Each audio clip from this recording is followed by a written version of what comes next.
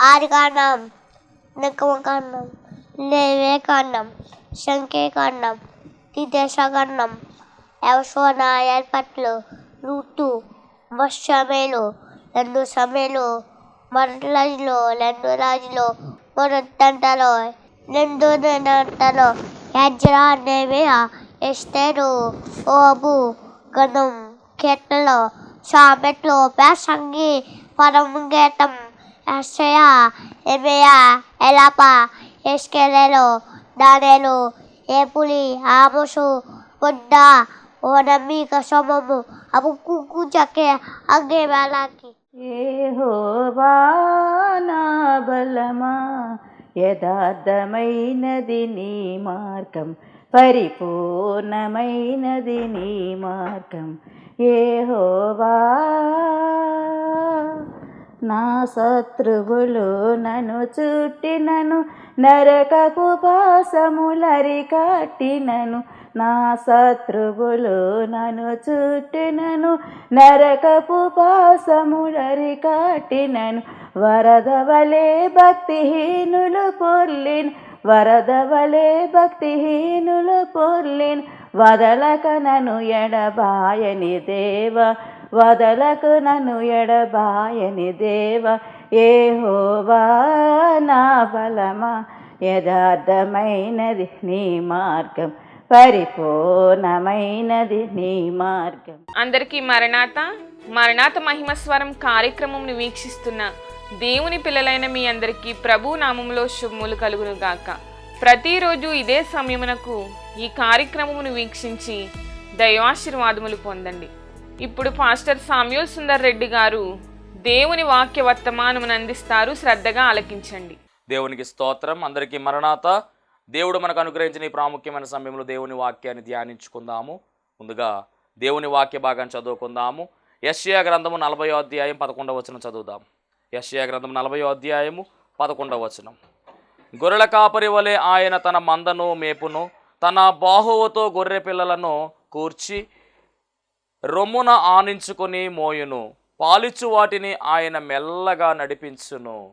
మహాపరిశుద్ధుడా, మహిమగల దేవ, ప్రేమాస్వరూపి, దయగల యేసు క్రీస్తు ప్రభువా, నీ ఘనమైన నామానికి వందనాలు, స్తోత్రాలు, స్తుతులు చెల్లించుకుంటూ ఉన్నాం. ఈ శ్రేష్టమైనటువంటి సమయంలో ప్రభువా, ఇదిగో నీ మాటలు వినాలని తండ్రి ఆశపడుచూ ఉన్నాము. ఆశపడే ప్రాణమును తృప్తిపరచువాడు నీవు మాత్రమే గనక తండ్రి, నీ బిడ్డలతోనూ నాతోనూ మీరే మాట్లాడండి ప్రభువా. నీ మాటలో శక్తి ఉన్నది, నీ మాటలో ప్రభావం ఉన్నది, నీ మాటలో బలము ఉన్నది దేవా. నీకు స్తోత్రాలు దేవా. నీ యొక్క మాటలను తండ్రి మాకు వినిపించుమని, మీరే మహిమ పొందుకోమని మాట్లాడడానికి సిద్ధముగా ఉన్న మంచి బోధకుడు అయిన యేసుక్రీస్తు వారి నామములో అడిగి వేడుకొనుచున్నాను పరమ తండ్రి, ఆమెన్. దేవనామమున మీ ఎల్లరికూ శుభములు కలుగును గాక, ఆమెన్. అందరూ బాగున్నారమ్మా? దేవుని మహాకృపను బట్టి మరలా దేవుడు మీతో మాట్లాడడానికి, దేవుడి వాక్యాన్ని పంచుకోవడానికి దేవుడు ఈరోజు దానముగా ఇచ్చాడు. చాలా సంతోషం.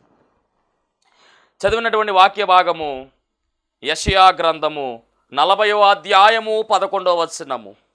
గొర్రెల కాపరి వలె ఆయన తన మందను మేపును,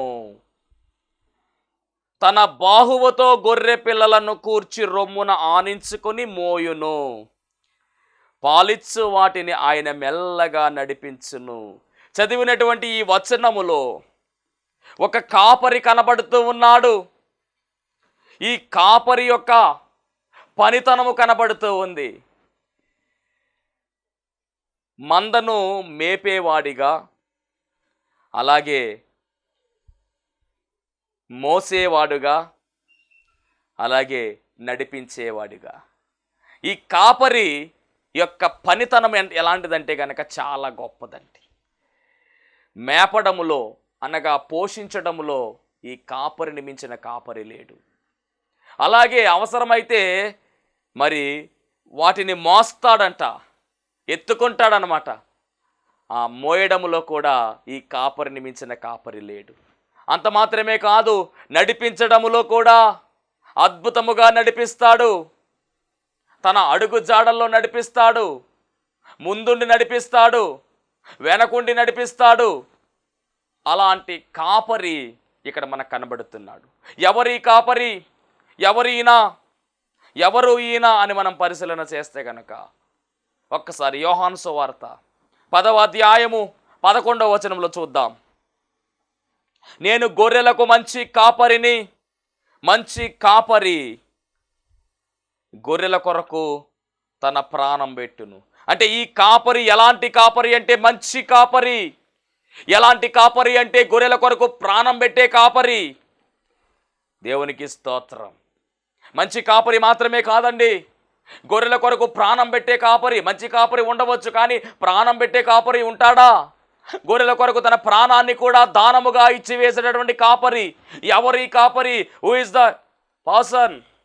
ఎవరైనా ఈ కాపరి ఎవరు అని మనం పరిశీలన చేస్తే చాలా స్పష్టముగా పౌలు భక్తుడు చెబుతున్నటువంటి మాట హెబ్రీ పత్రిక 13వ అధ్యాయము 20వ వచనాన్ని చూద్దాం. హెబ్రీలకు రాసినటువంటి పత్రిక 13వ అధ్యాయము 20వ వచనం. గొర్రెల కాపరి అయిన యేసు అను మన ప్రభువును, మరలా చదువుతున్నా, గొర్రెల కాపరి అయిన, గొర్రెల గొప్ప కాపరి అయిన యేసు అను మన ప్రభువును నిత్యమైన నిబంధన సంబంధమగు రక్తమును బట్టి మృతులలో నుండి లేపిన సమాధానకర్తయగు దేవుడు. అంటే గొర్రెల గొప్ప కాపరి అయిన యేసు. అంటే ఈ గొప్ప కాపరి, ఈ మంచి కాపరి ఎవరు అంటే, ఈ ప్రాణం పెట్టిన కాపరి ఎవరు అంటే యేసుక్రీస్తు ప్రభువారే. అవును, మందను మేపేది ఆయనే, మందను మోసేది ఆయనే, మందను నడిపించేది ఆయనే. కాపుదల ఇవ్వడములో కావచ్చు, పోషించడములో కావచ్చు, నడిపించడములో కావచ్చు, అవసరమైతే ప్రాణం పెట్టడములో కావచ్చు. ఇలాంటి కాపరిని మించిన కాపరి లేడు. దేవునికి మహిమ కలుగునుగాక. యేసుక్రీస్తు ప్రభువారే గొప్ప కాపరిగా మనకు కనబడుతూ ఉన్నాడండి. ఈరోజు అలాంటి కాపరిని మనం కలిగి ఉన్నాం. ఎంత గొప్ప విషయం అండి. యేసుక్రీస్తు ప్రభువారే మనకు కాపరిగా ఉన్నాడు. ఈ కాపరిలో ఉన్నటువంటి లక్షణాల్లో కొన్నిటిని మీతో పంచుకోవాలని ఆశపడుతూ ఉన్నాను. కాపరి ఎలాంటి కాపరి అంటే, మొట్టమొదటిగా మనం చదివినటువంటి మాటే మంచి కాపరి. అందరూ కూడా జాగ్రత్తగా వినాలి. మంచి కాపరి. యోహాను సువార్త 10వ అధ్యాయము 11వ వచనములో చాలా స్పష్టముగా ఈ మాట మనకు కనబడుతుందండి. మంచి కాపరి. మంచి కాపరి యొక్క లక్షణం ఏమిటి అంటే ప్రాణం పెట్టేటటువంటి లక్షణం. అంటే ప్రాణం పెడితే ఆ కాపరిని ఏమంటున్నారంటే మంచి కాపరి అని పిలుస్తున్నారు. యోహాను సువార్త 10వ అధ్యాయం 11వ వచనం.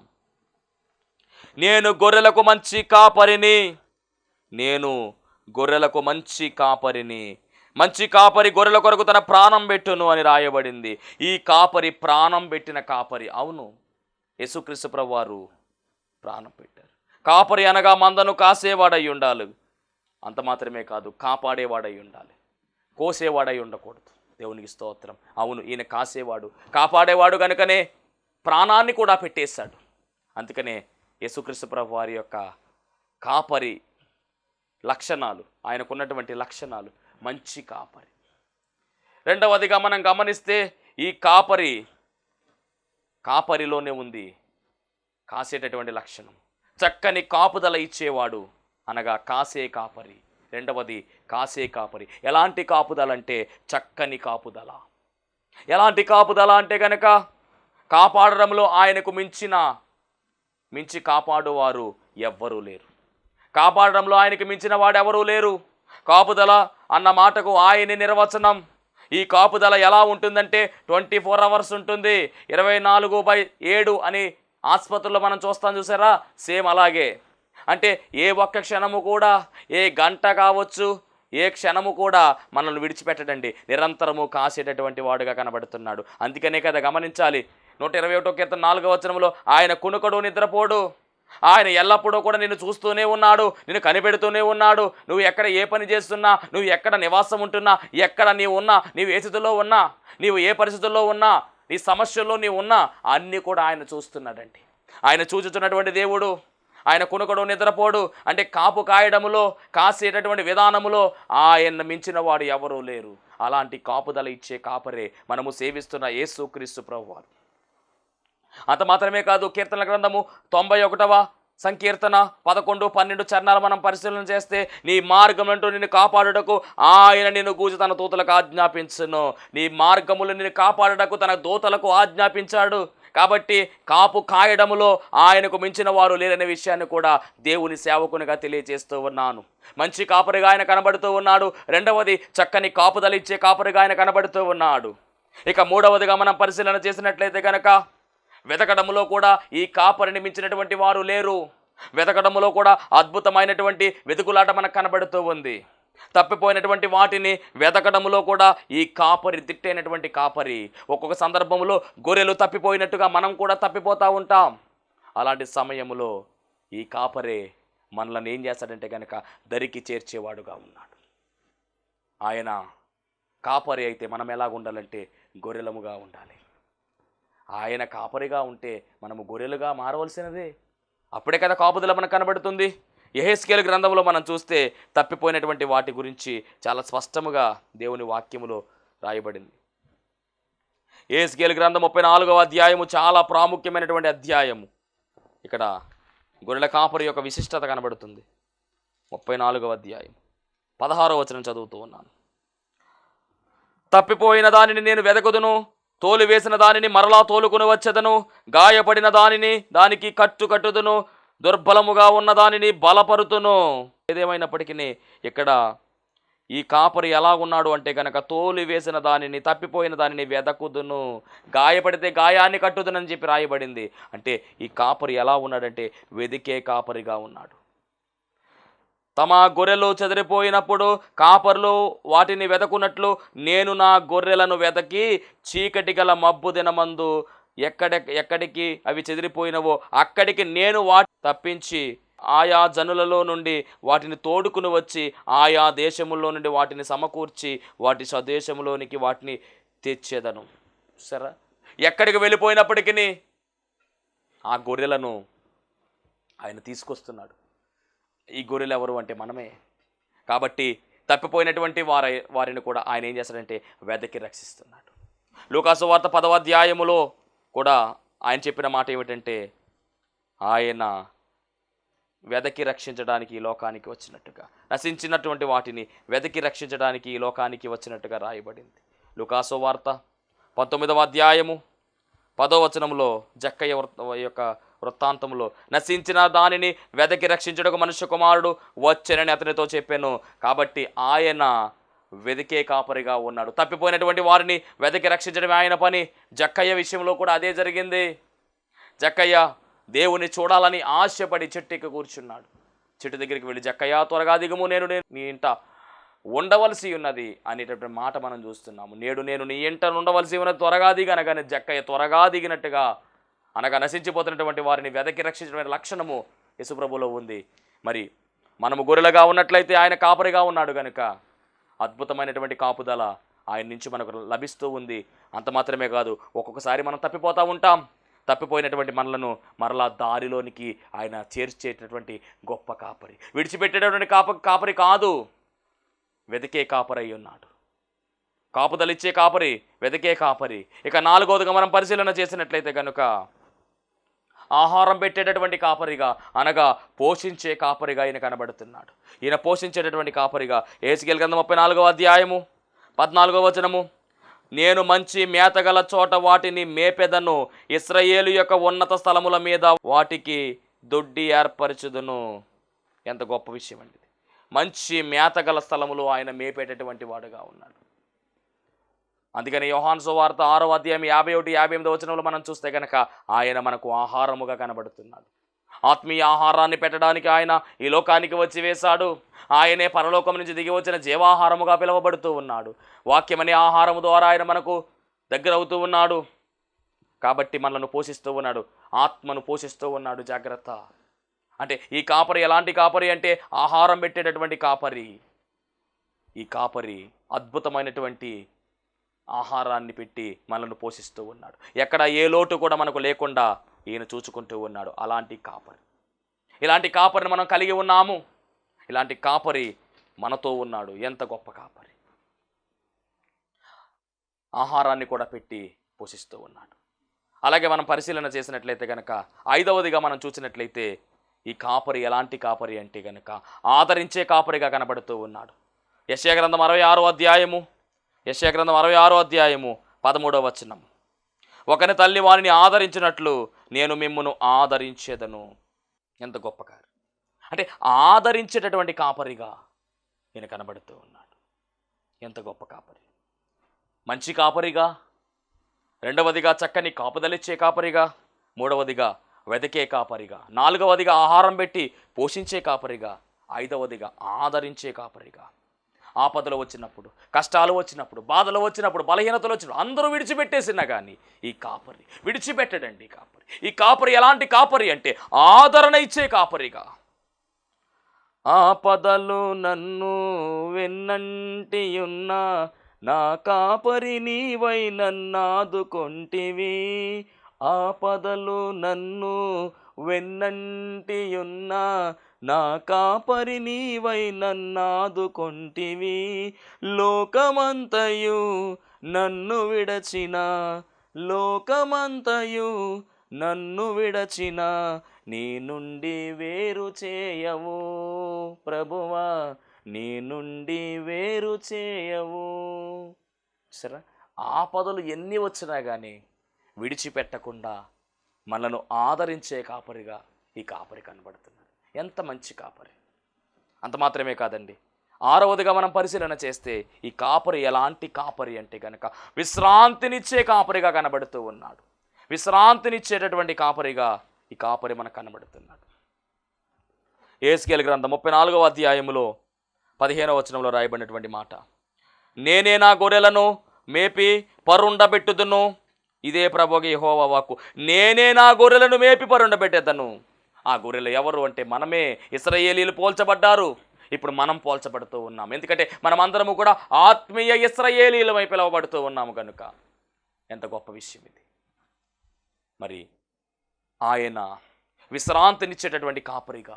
అందుకనే మత్తయి సువార్త 11వ అధ్యాయము 28వ వచనంలో రాయబడిన మాట, ప్రయాసపడి భారము మోసుకొనుచున్న సమస్త జనులారా నా యొద్దకు రండి, నేను మీకు విశ్రాంతి కలుగ చేసేదనని రాయబడింది. సమస్త జనులారా నా యొద్దకు రండి, నేను మీకు విశ్రాంతి కలుగ చేసేదని. గొర్రెల గురించినటువంటి చరిత్ర అంటే చాలా గొప్పది.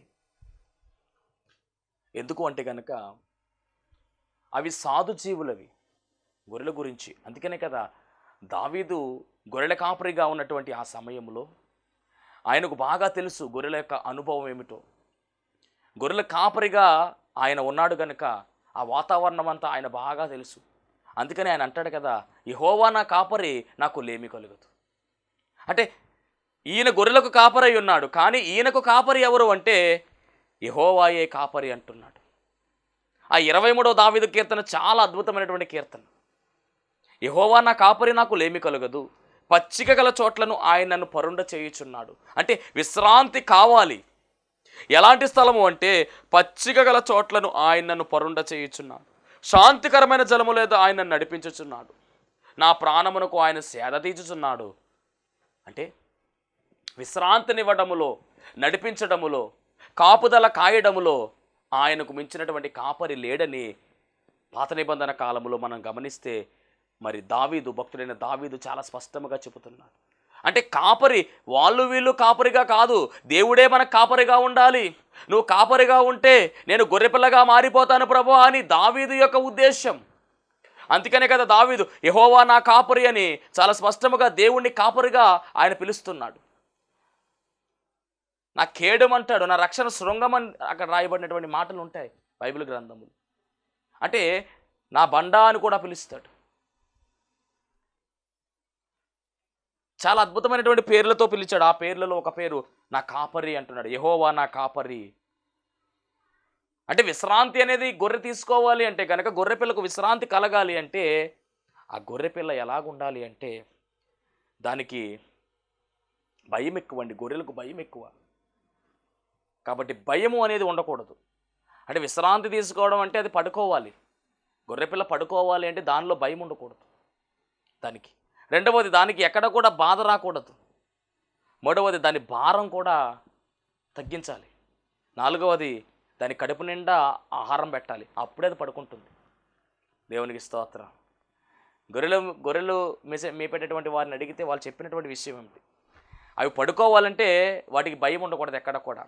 అంటే దూరంగా ఏదైనా కనుక జంతువు వెళుతూ ఉంటే కనుక అవి భయపడిపోతూ ఉంటాయి. అలా భయపడితే అవి పడుకోవు, విశ్రాంతి తీసుకోవాలి. కాబట్టి అక్కడ దూరంగా ఉన్న జంతువుని మనం వెలగొట్టాలి. అక్కడ ఏమీ లేదు, ప్రశాంతంగా ఉంది, నా కాపరి నా దగ్గర ఉన్నాడనేటువంటి ఆలోచన దానికి రప్పించాలి. అలా రప్పిస్తేనే అది పడుకుంటుంది, విశ్రాంతి తీసుకుంటుంది. రెండవదిగా దానికి ఉన్నటువంటి భారం వల్ల అది పడుకోలేదండి. భారం ఏమిటంటే కనుక దానికి ఉన్నటువంటి పైన ఉన్నటువంటి ఆ ఉన్ని ఏదైతే ఉందో, ఆ యొక్క బొచ్చు ఏదైతే ఉందో దాన్ని కత్తిరించాలి. లేకపోతే చాలా ప్రమాదం అండి.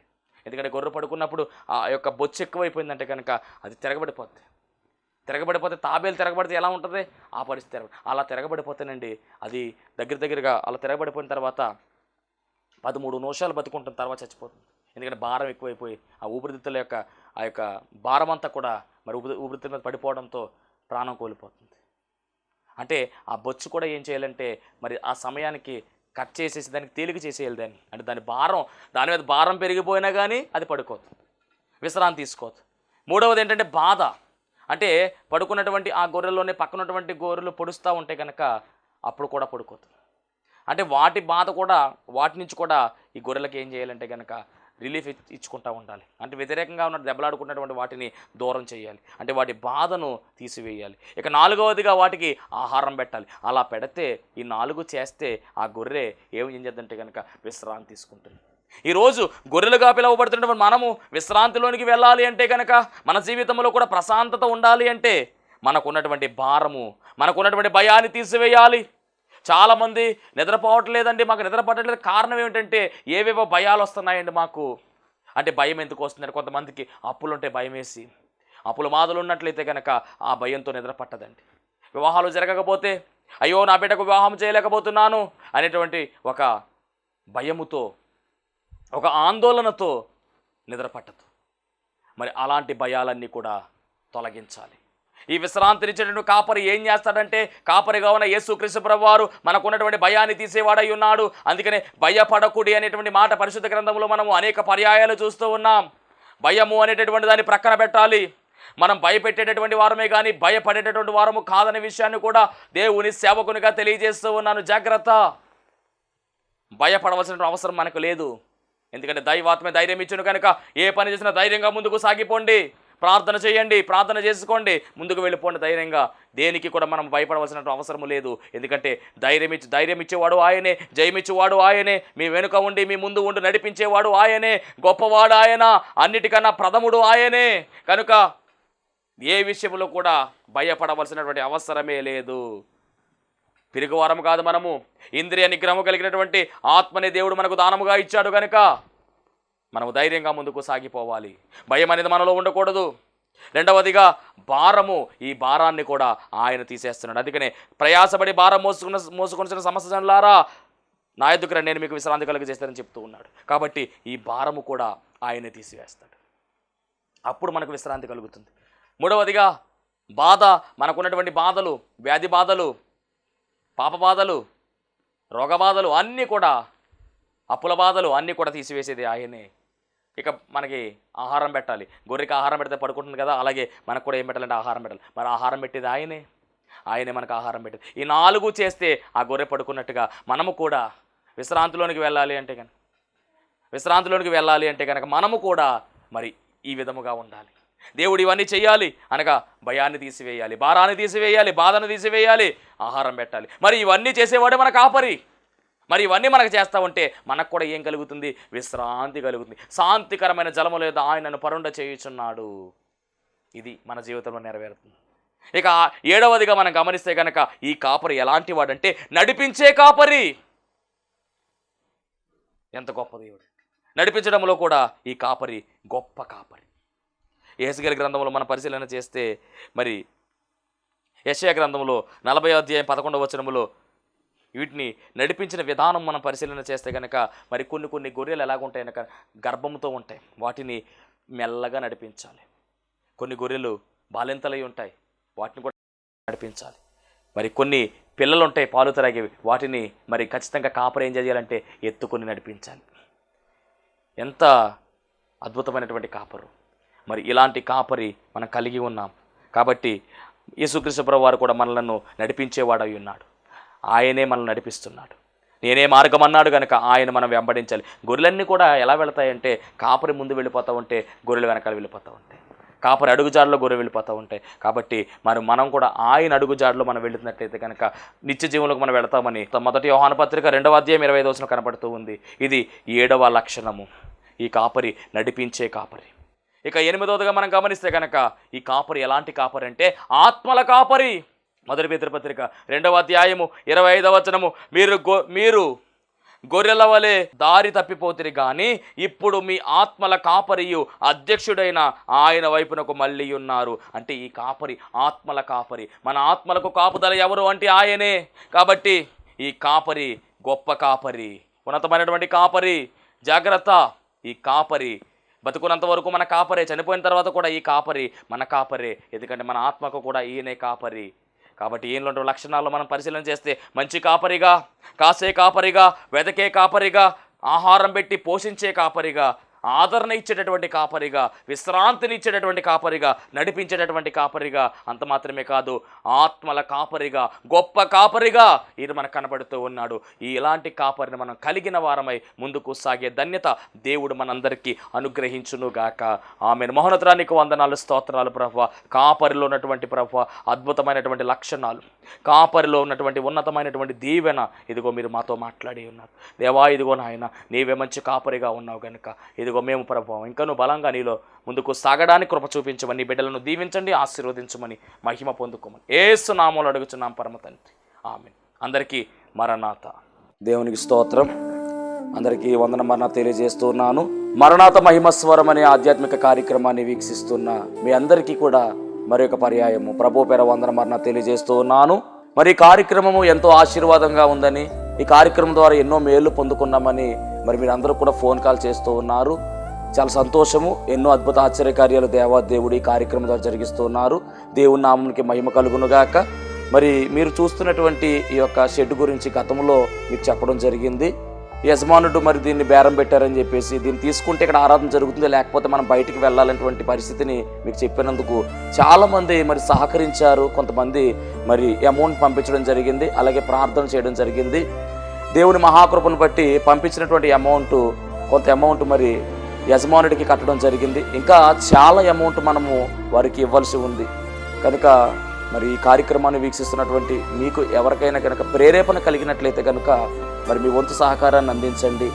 ఈ దేన సేవకునికి మీ యొక్క సహకారం అందించి ఈ సేవను మరి ముందుకు వెళ్ళేలాగా సహకరించవలసిందిగా ప్రభు పేరు తెలియజేస్తూ ఉన్నాను.